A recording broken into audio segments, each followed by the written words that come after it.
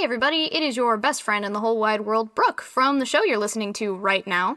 Just a heads up, our audio is a little bit wonky this week. We had a couple problems with the mics, so our audio quality is not what we would have hoped. We're still super proud of this episode, and we're stoked to have Ross on the show, but just letting you know that things got a little rough this week. But we're hoping that next week everything is back to normal, so we're doing our best, and we hope you enjoy the show.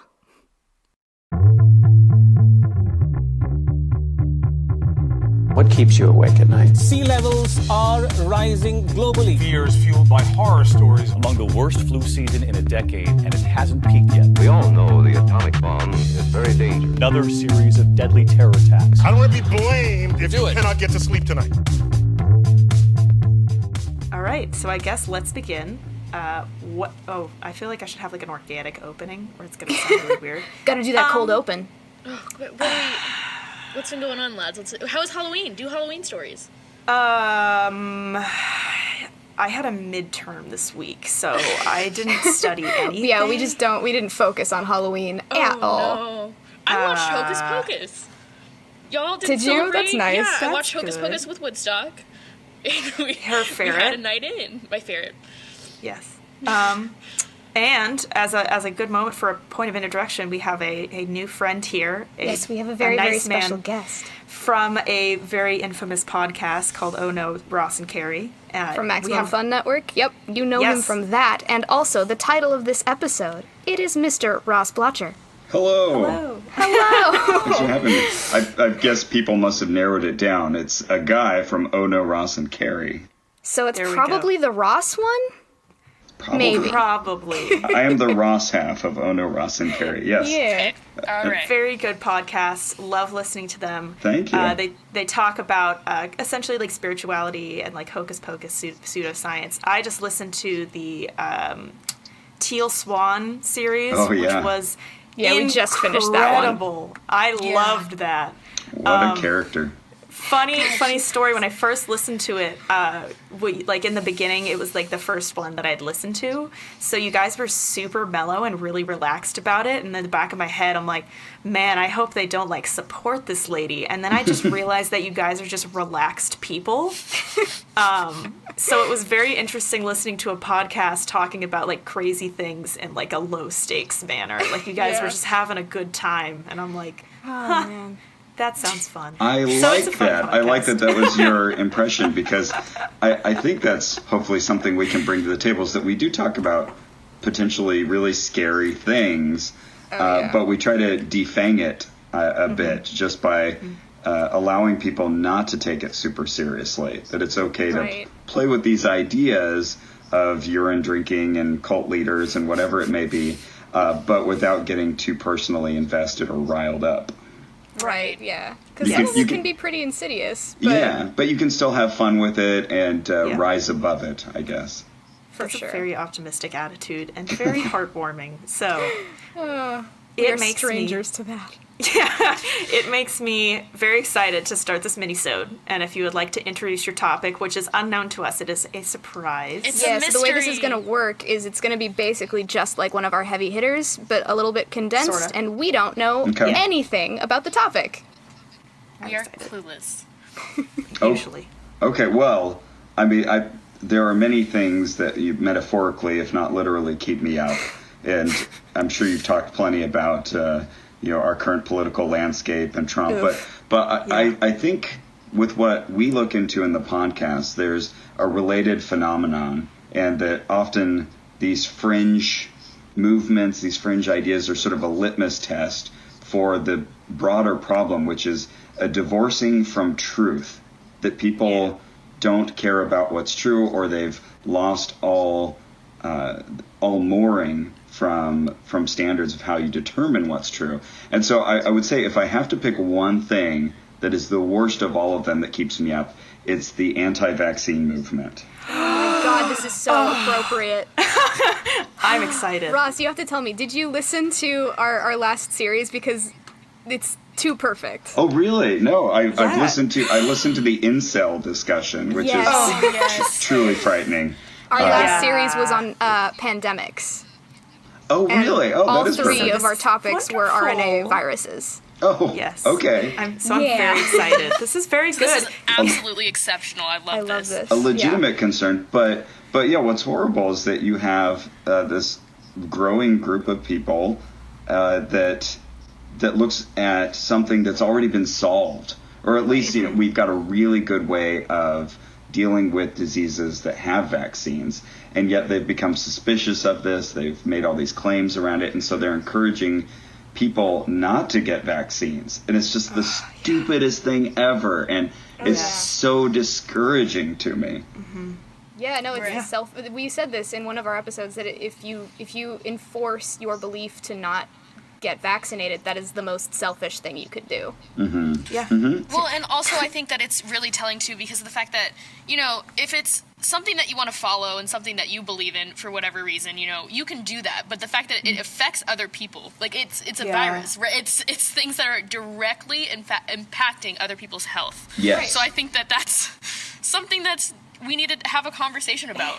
Because there's so many other beliefs out there that have a similar revulsion to the truth and arguments against the truth and ways to subvert it.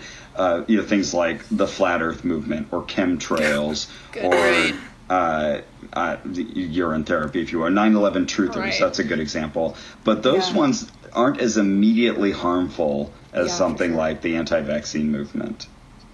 Yeah. No, Completely you're absolutely agree. right. This is. Oh man, Poignant. we had some things to say in our episodes about anti-vaxxers. Well, yeah, actually, I'm very relieved that this is the topic that you picked, because in the last episode we started diverging into a very upset rant about vaccinations, and I was like, let's table this for today. So now we get to untable it. We can dive into it. Okay. You have Right. the floor, sir. Okay, well, our No pressure. Our entry for Carrie and our entry into this, because we'd certainly read about it and listened to experts who know what they're talking about. There's great books out there like Trick or Treatment, but our first in-person investigation, that's what we do with No Ross and Carrie. We're all about going in firsthand and meeting believers, talking with them, making friends. And that's kind of hard to do with a group like this. But we ended up in Santa Monica. There was a rally at City Hall to protest vaccines and all of the dangerous chemicals they put in them. And, there's very specific talking points they have. Things like, thimerosal they talk about endlessly. It has mercury in it. You're putting mercury in your body. So we went there, and we were surrounded by people with protest signs, and they brought their kids, and it's so sad to see people with their kids. This is a little bit of a diversion, but I'm just reading now a book that Carrie recommended recently on the show. Have you ever heard of Educated by Tara Westover? I have not. No. Okay, it's a fantastic book. So this is a bit of an aside, but I was just reminded of that because she talks about her upbringing in this fundamentalist Mormon family up in the mountains of Idaho, and just how she didn't know anything from her upbringing. She got to college just by sheer force of will, and for example, she'd never heard of the Holocaust, and and so she said something embarrassing in class and later realized, oh shoot, what have I said? And so I'm just reminded of this because the way you raise your kids can really set them up for failure, or at least a real uphill battle later in the future. And seeing all these kids here being miseducated on this really important issue was super sad. Right. Wow. That's because it's not their fault. Like, they're gonna go somewhere in the world and say this stuff, and they're gonna get ridiculed for it, which, like, rightfully so, but they don't know any better. Yeah. Yeah. God, that's depressing. And that's a good point too, because if we respond with ridicule, that's just going to make people dig in. That's and, true. And double down, right, and defend their own sense of self-worth. That's the whole cognitive dissonance idea. And so what's going to be more important to them is defend that they're good people or smart people. And so yeah, when we confront them, we take a very different tack than, say, on the podcast, where we can just be open and honest about our reactions to this. If you're talking to someone, you have to be loving and kind and listen to their point of view and hope to ease them towards your position, because you're never in a conversation going to talk someone out of a belief like that. Yeah, Right, for sure, absolutely. 100%. Well, and certainly not by attacking them. Yeah. We talked about this a bit in my episode about the Westboro Baptist Church, which was very, very difficult for me, because it's the same phenomena of, like, you know, when I watch the documentaries, these kids from like birth to 23 have been told the exact same thing their whole life, and like, I don't know, it was very hard for me to reconcile, like, that the beliefs are harmful and hurtful. But also understand how upset can I be at somebody for being like the result of their own upbringing that was out of their control. It's brainwashing. Yeah. Right. Yeah. And that's so healthy to at least be aware of that, because I think we tend to just want to lay into people and say, like, you're an idiot, you're wrong, but they're coming from a very different background. Right, yeah. And Nobody thinks they're evil. Right, yeah. Nobody wakes up in the morning, twiddles their fingers, and says, "How can I destroy the world today?" Right. No matter how much we might think that's what's going on. Yeah. Exactly. There's some justification going on inside their head. So yeah, I think the important thing you can do is try to figure out sort of where you can meet that person. But before you do any of that, you have to establish rapport and establish that you're going to like them no matter what. They say, and as I say that, I can think of all these examples where I don't feel that way, where someone's saying something truly dangerous or harmful to other people. So yeah, it's tricky. There's no easy answers. For sure. Yeah, I think it's also a thing too where it's a way of socialization, because the thing I talked to some other people about was usually that with groups like this, like what Olivia was talking about with her series on the Westboro Baptist Church, was that your peers who are around you who could influence you, you know, like, because it's your agents of socialization into society are your family, peers, school, churches, things like that. And it's like, if all of those agents, not only just like your mom and your dad are telling you, oh, like, this is a bad thing and this is what our perspective on it is, but as well as like these agents of community are all telling you the exact same thing, it's really hard to break out of that, because how you grow up with something your entire life. Right, how and would now, you know? Yeah, exactly. I think it's an interesting perspective. Yeah, and you have someone like, was it Megan Phelps, who got away from the group? And she gave a fantastic TED Talk Right, about talk about that. her journey away. I love that TED Talks. I cry every time I watch it. Yeah. It's so hard because that YouTube video is inundated with comments that are like, what is she talking about? Her family is a hate group. Don't listen to her. And it's like, you're missing the point. Like, blatantly missing. The only reason she got out of that was because someone was kind to her. Yes. Yeah. Yes. Because you need to offer people a pathway where they can own that information. Right. And if you try to hand someone information on a platter and say, here's what you need to believe instead of what you believe right now, they're gonna reject it. They have to feel ownership of those ideas. I think that's why books are so powerful, is because when you're reading a book, it doesn't feel like somebody's telling you what to believe. You're just kind of like tapping into their brain and getting to see what they're thinking, and you can absorb whatever you want, but without having to sort of cede your personal autonomy and say, like, oh, they put this idea into my head. You feel ownership of it in a way. For sure. Yeah, and I mean, how attacked would you feel if someone came up to you and was like, this thing that you believe and have believed your entire life, you're completely wrong about that. Like, you would obviously dig your heels in. Like, that's the conversation is no longer about that thing. Right. It's about, your sense of self-worth. It's about that person being a jerk. It's about tactics. Right. It's about anything other than the actual issue. Right. Yeah. No matter how much you want to help, like, you've moved the conversation to being personal rather than informational.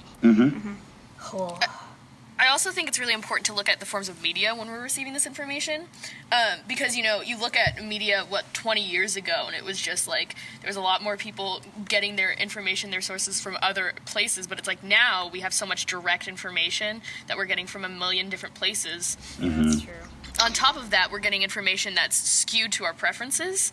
Yeah. So, like, Google does a thing where it will change what you're searching for, or will change the results of what you're searching for based on stuff that you searched for in the past and things of that nature. So I think it's you really have to educate yourself and go out of the forms of media that we have to make yourself actually informed, not just reading random articles on Facebook or, I just didn't know this, lightly viewing it.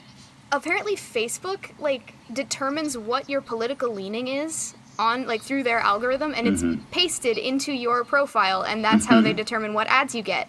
I didn't know that. Scary. But yeah, you can change it if you want to, but it's hidden in your settings. Yeah. It's wild. Yeah, it's deep in there, because I turned it off.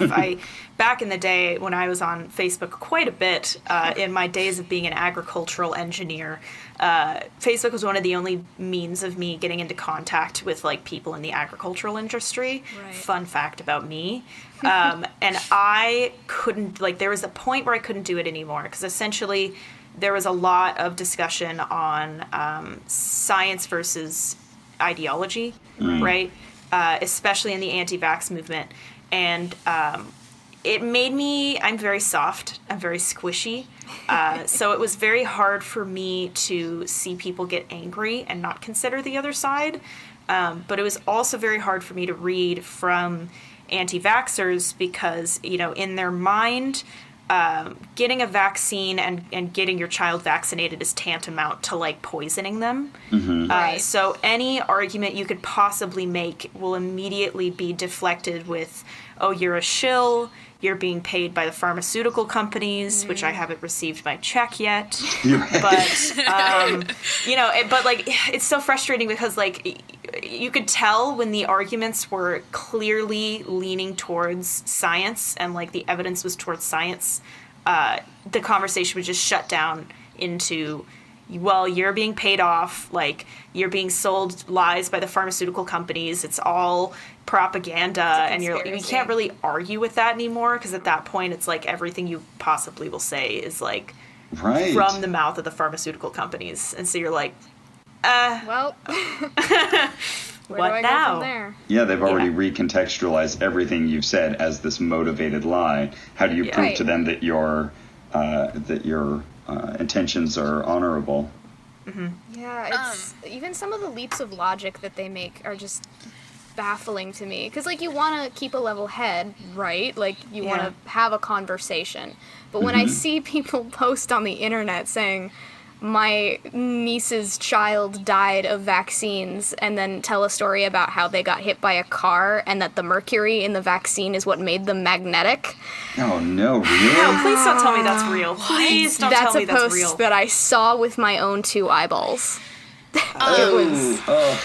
Can we talk about posts that we've seen on Facebook or things that we've seen from the anti-vax movement? Because I think that's going to be interesting, right? Absolutely, yes. The one that always kills me is I don't even know, again, I'm never on Facebook because it bummed me out too much. Oh, yeah. I don't know, maybe Ross, you know about this because you're very into the, pseudo-medicine world. Not you in particular, but, the topic of it. Yes.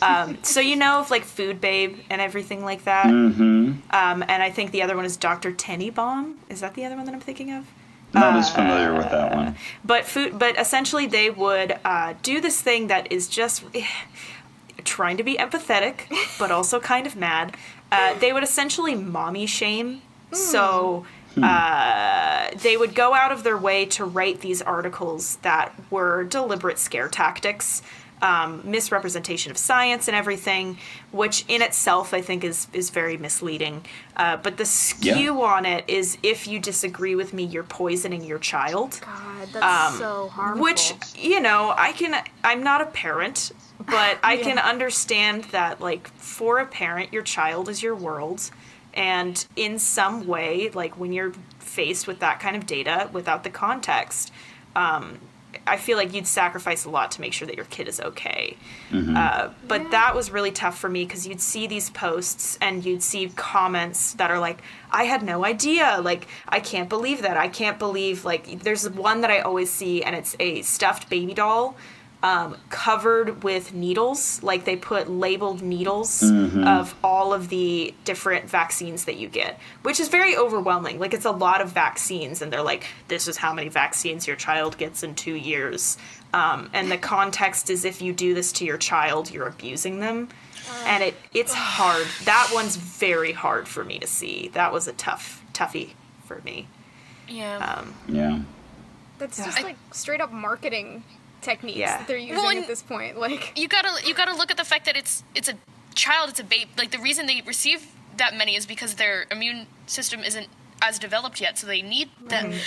My thing is, And of course, they don't do it all at once, you know. right, Right. yeah, it's not like they Absolutely. jam your child with needles all at once. No. But they've achieved that visual now, Right, and it's so right. striking. Yeah, course. it's all manipulative right, Tommy, and horrible. it's vaccine day. All at once. So what about, who's next on the worst thing they've seen with... Oh God. I think Breeze. Olivia, you were telling me about this. I don't know how this conversation just got embedded in my mind.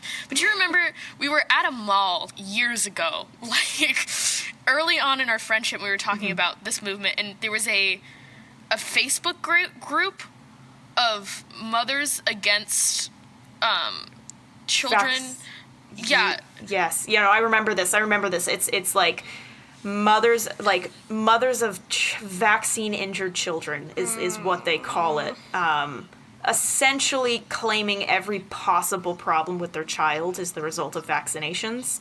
Anything from ADD to autism to like general issues, like anything possibly that could. My kid has headaches is a result of that. But the thing that was extremely disturbing was just like the fact that these mothers were just like posting pictures of their children and like basically putting a bunch of like, I don't know, like private information about their kids and their like medical history and things that are quote unquote wrong with them on the internet for everyone to see. It was just, and then having kids are gonna strangers grow up, comment. like- It was almost like it's your mother putting you on a forum to be judged by other people based on the choices that like that was the worst one That for was the me. worst one for you. Yeah. Yeah, and if there's anyone listening who... I was talking to somebody recently who's an intelligent, grown person, and he said, oh, but the whole autism vaccine thing, that's something to be worried about, right? And it just hit me. He hadn't been paying attention to this at all. It was this little side issue. He didn't have any young children, so it wasn't clear in his mind. But that much had leaked through to him just in hearing about these debates. And that's all that needed to. It was, oh, well, this is a debate, right? People are concerned about this. So for anybody listening who might be in that mind state, we'll just mention that the connection, quote unquote, between vaccines and autism came from a single person, Andrew Wakefield, who unethically conducted a very small study, misreported the results, got it published in Lancet. That's what caused this whole furor. Then they retracted it. He lost his medical license, but now he claims that he's being, martyred. Misaligned and stuff like that. Right, but it was all this one terrible study, and now the medical community has focused so much attention on this and so much money thoroughly researching this and conclusively, beyond a shadow of a doubt, determined there is zero connection between autism and vaccine. So it's not a scientific issue at all. Just wanted to make that clear. No, that's fair. Absolutely. And what I said last one, and you can look this up too. Anybody that doubts this, he actually was in the process of trying to patent an alternative MMR vaccine. So essentially what he was doing is, and if I recall correctly, the MMR vaccine we have is either multi-dose or it's a combination of a lot of different strains. Right. So he was essentially trying to patent a low-dose vaccine, like a single low-dose vaccine. And I think part of the reason he was trying to report on the most popular MMR vaccine was to give a little more cred to his alternative. To boost his economic prospects there. Yes. Interesting, because Yes. usually when thimerosal has been used, which is what has mercury in it, and that's what they freak out about. There's other chemicals that they worry about. Of course, everything is chemicals. That It's such a scare term. We're all made of chemicals. That's but all it is, folks. That's all we are. Dosing is very important. We all naturally produce, things like formaldehyde in our bodies, just small amounts. Anyway, so thimerosal, it's used as a preservative when you do have one of those multi-use vaccines that have a number of them inside of the same injection, and that's to keep it preserved. And it's a form of mercury that doesn't bioaccumulate. It doesn't stay in the body. It passes through. Right. So you get way more mercury from eating a fish. But But no one wants to hear that. Right. No one wants to hear that. And so, anyways, as a result of this, the thimerosal has been pulled from almost all vaccines. So it's very rare that a child would even have that, and yet they still use that as a talking point. They haven't moved their talking points to reflect the changes in vaccines. Yes, and God, even if it caused autism or whatever, is that worse than a dead child? Thank you. Like, that's such a strange argument to me. Not. That, I would rather have my child die of polio than be autistic. That's awful. I mean, I think it's crazy to me because I think we are in a world where we don't see it. Like when I think it was the polio vaccine came out, and you could look it up, or there's all these historical photos where people were lined up for blocks trying to get these vaccines because they've seen people die from polio. I actually had a teacher when I was in college. He had his PhD in mathematics, one of the best and most thorough math teachers I've ever had. And he was blind because he got, I believe it was polio or measles when he was a kid. And the inflammation caused damage to the optical area, and he was I think he was 95% blind. Yeah. There are real implications to getting these diseases, and we don't see them, right? We see autism, and so they're like, there's some bad things about this. I guess this is the worst case scenario. And I'm like, iron lung. God, I've said it once, I'll say it again. The iron lung literally gives me nightmares. It's terrifying. Oh my God. But I was gonna say I got into a discussion about the ingredients because I was talking with somebody and they were like, there's people in my life that are kind of suspicious about it, and I went through the ingredients list. Because that be, sometimes it'd be like that. And, correct, the thimerosal is not bioaccumulated. For reference, elemental mercury is like the stuff you find in thermometers. Methyl mercury is the form of mercury that you find in fish, which bioaccumulates.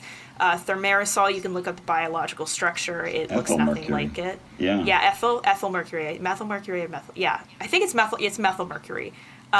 Completely different structure. It just has a carbon and 3 hydrogens attached to it.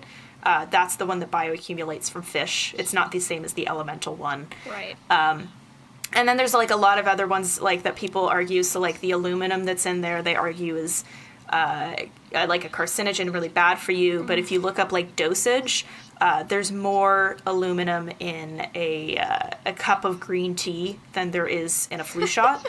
And I think a lot of flu shots are aluminum free too, if I recall. And I feel like the last one that people always argue about is the formaldehyde. But like Ross said, there's naturally occurring formaldehyde in every fruit and vegetable. It's all about dose. We have formaldehyde in us inherently. It'd be like that, as I say. This reminds me of the whole scare over Wi-Fi and cell phone radiation. Oh my God. That's another one that I've run into. And the bottom line there is that all of those forms of radiation that we use for communications are so low in their energy content, that they're not they're non-ionizing. They can't actually like knock electrons out of valence and mess with your own chemical structure.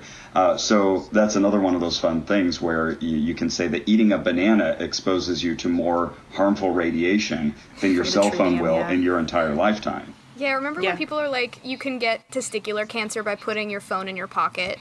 That was that was a thing. I remember that in middle school. Like, a girl told me I was like gonna go sterile from putting my phone in my pocket, and I was like, well, phone's gotta go somewhere. So if it happens, it happens.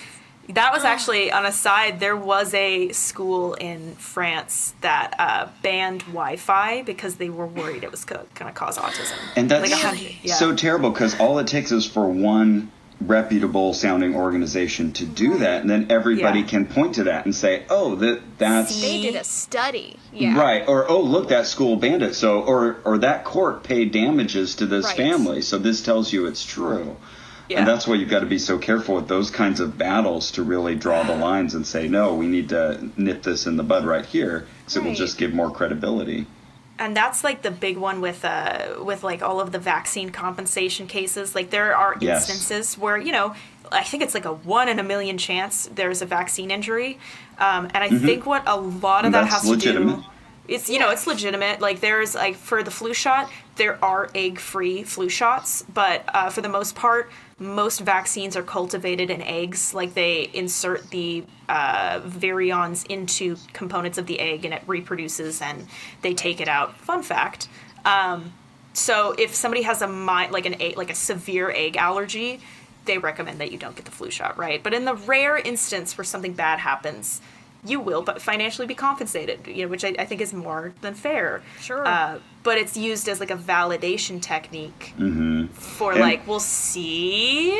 And for those very few people who can't take vaccines, that's all the more reason to provide the herd immunity of everybody around them having the immunity. And not all vaccines are 100% effective. They may work in, say, 85 or 90% of people. Again, all the more reason that you need that herd immunity. You need a lot of people who are vaccinated. That's something that I think too many people don't understand the concept of, because I keep hearing people say like, oh, I got the flu shot and I still got the flu, and it's like, well, great, it's not just for you. Like, even if that were even possible, which is not, it's not. You're not doing it just for yourself. Like, there's this weird prevailing mindset where if you still get sick after a vaccine, or worse, I didn't get my vaccine for 10 years and I haven't gotten sick, so I don't need one. Like, you're putting other people at risk. You're putting the immunodeficient at risk, children, seniors. This isn't just for you.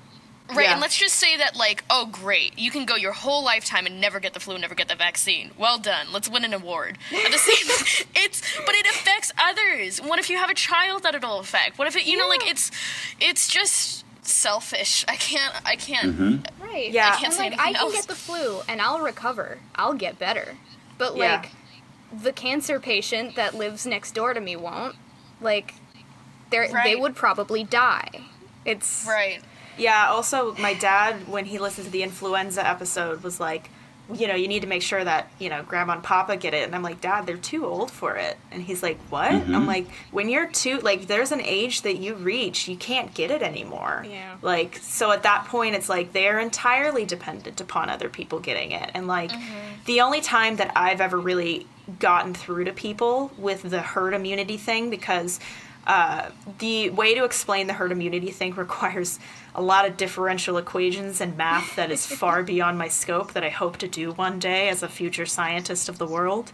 But the way that I explained it is essentially think of like something as simple and benign as chlamydia, right? If you have like a group of 1,000 people confined in a space that like are sexually active, it's going to spread super fast. But if 95% of the people use condoms, the likelihood that it will spread is slim to none, right? And so in this hypothetical scenario, say about like of the 1,000 people, 100 or 50 to 100 are completely allergic to latex, and latex-free condoms don't protect against STDs, most of them.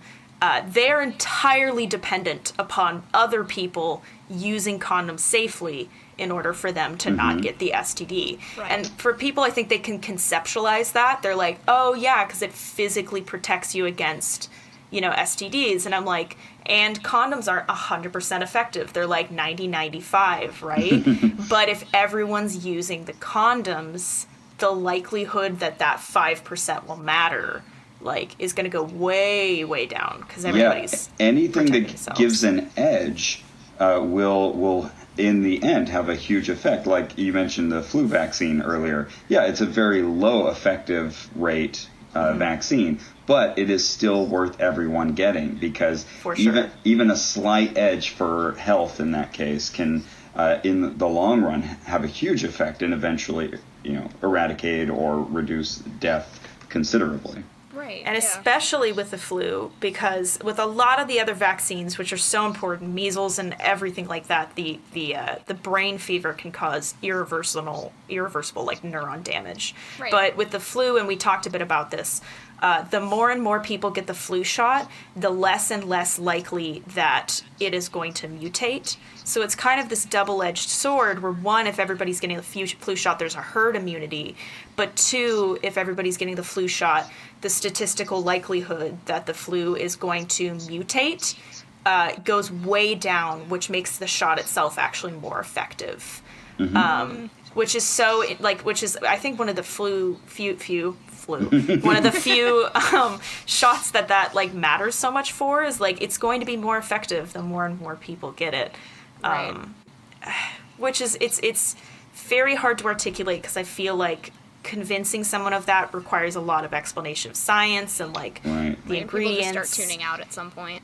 Yeah, which I get, Which reminds me of something that I think Olivia said earlier that I just wanted to echo because I think it's hugely important in any of these discussions. You were talking about polio and how no one remembers it.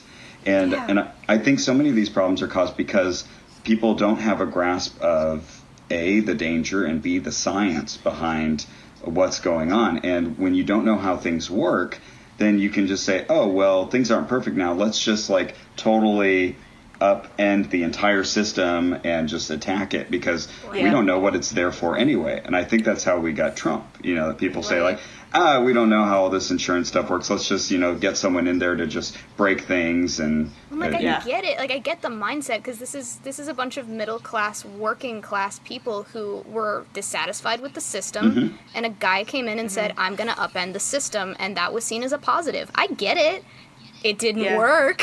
And they don't know why we have all these treaties. Right. And they don't know why we don't, pull out of the Paris Accord and stuff like that. Yeah. It's so frustrating. We do all that. There's a great quote by Carl Sagan. He says, "We live in a society exquisitely dependent on science and technology in which hardly anyone knows anything about science and technology." Mood. Sorry. Thank you, Mr. Sagan. Thank you. Yeah, actually, if y'all are interested in a really bummer documentary, always. There is a documentary, and I think it's still on Netflix, but it was a documentary about coal mining countries, specifically in West Virginia, which in itself you expect to be a bummer. I think I saw this for a class. Yeah, it's sad. What's it called? But I don't know. I don't remember. I really don't. I'm sure if you look it up, the coal mining documentary. Thank you. The saddest part for me was this was about the time of the election. Is it Blood on the Mountain? Yes, I think it is. Yeah. Yes. Oh, I will watch this. It's good. The one I watched was called Harlan County, USA. But no, but both, I'm sure both are great. But Blood on the Mountain was really rough because, they go very, very in depth. They're like, we literally can't drink our tap water because it's full of chemicals, will kill us. So we all have to buy filtered water. The air is so dirty, all of us are at risk for lung disease. Black lung is now a pre-existing condition, and this is I think 2016. They're talking about how essentially the coal companies have destroyed their town as far as living in it without developing health issues goes. And so they explain, with some distaste, that every single year without fail, A politician comes in and says, this is despicable. I can't believe that they're poisoning the water. We're going to do something about this. I can't stand that this company is screwing you over. And every single year without fail, nothing happens.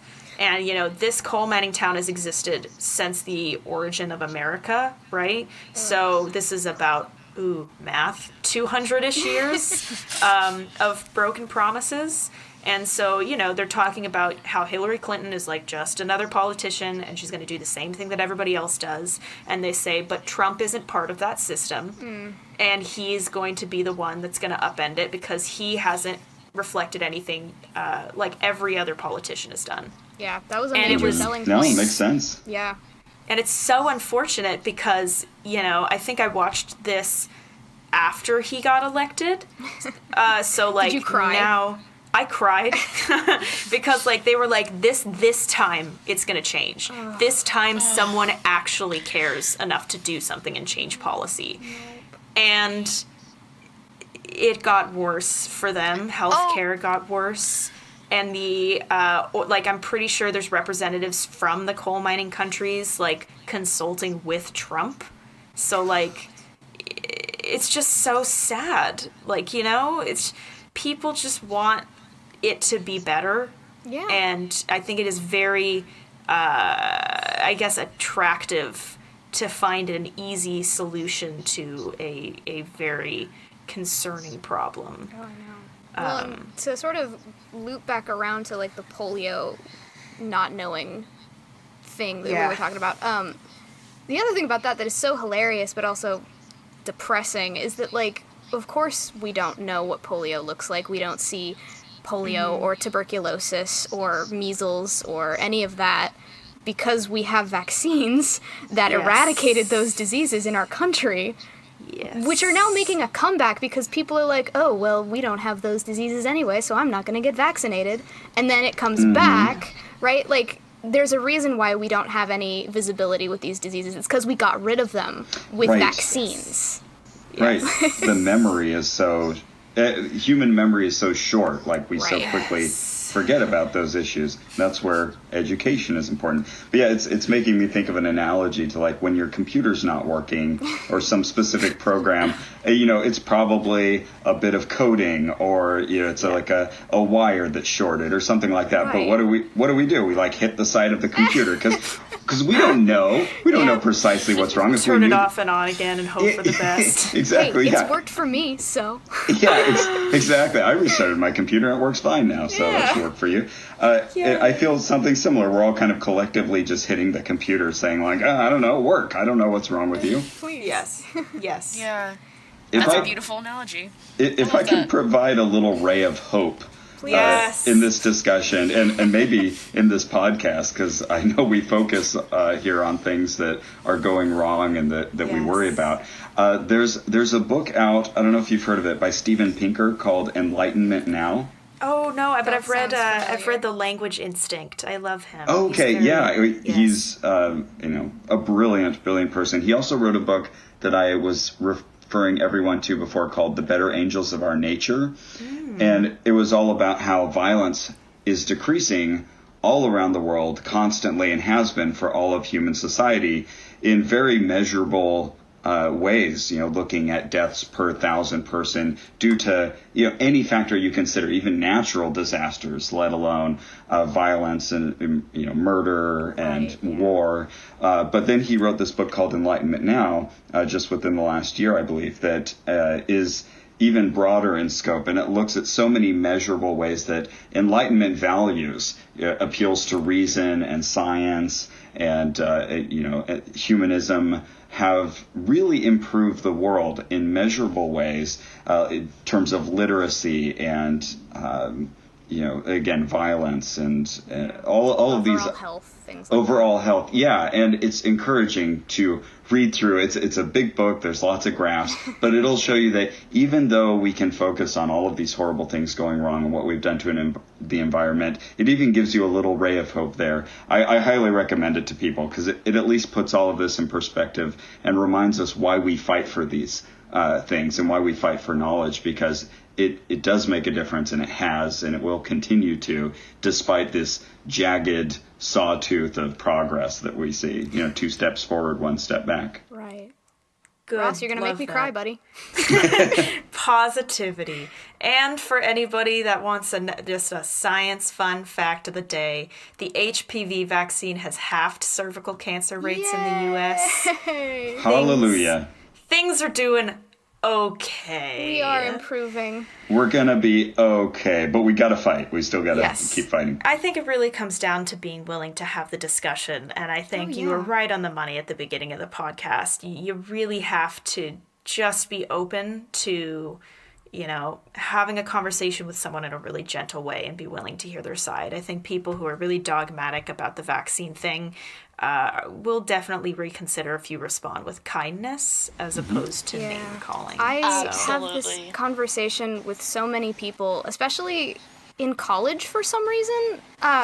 There's this tendency to respond to people who don't know things, and especially people who are like rigid in those beliefs, with it's not my responsibility to educate you, which, true technically, Yeah. but like what are you helping? Yeah. Like what is that attitude getting us? Yes. It's I think one of the most human things that we can do is like educate each other and share information and have conversations. So I think that like maybe it is not your job to educate that person, but also like It'll I think make you feel better. yeah. it'll be a human thing that you can do. I don't know. I just think it's so much more important to have those conversations, and like maybe it isn't your job, but it's necessary. Yeah, I mean, I get what's being said there. Right. And yeah, if you're feeling too tired or overwrought, maybe that can be a helpful thing just to say, you know what, right now I don't need to die on this hill. Yes. Yes. But it shouldn't discourage others or you when you're in a better situation from taking that time to reach out to people and educate them in a loving manner. Yeah, it's Absolutely. emotional energy 100%. Like you're gonna be tired having this conversation with people, but like how else are they gonna know? Yes. Right. Yes.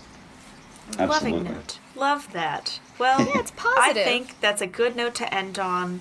Thank you for coming here, Ross. Yes. Really Thanks for having appreciate me. it. This Really was a enjoyed great, this. happy discussion. I loved Yeah, this. actually, it was so positive. So positive. You Which is remained new. calm and nice and neutral and kept us having a beautiful conversation when usually we freak each other out, so thank you. Yes, usually it's like essentially the podcast equivalent of getting drunk on rosé and yelling. So That sounds fun too. This was refreshing. And if you are looking for a refreshing podcasts, Oh No, Ross and Carrie is incredible. I recommend the Teal Swan episode. It's hilariously funny. I loved it. And they have a spooky Halloween episode I saw that I need to listen to, but that one looks really fun. It's next on So, my list. 100. I guess thank you for tuning in. Any final thoughts? I guess just to sum up, stay positive and do what you can. But when you can't, don't feel bad about it. Yeah. Right. We're all gonna be okay. We're all gonna be okay. Yes, fingers crossed. All right, guys, it's been real. Sure has. Deuces. See ya. Bye.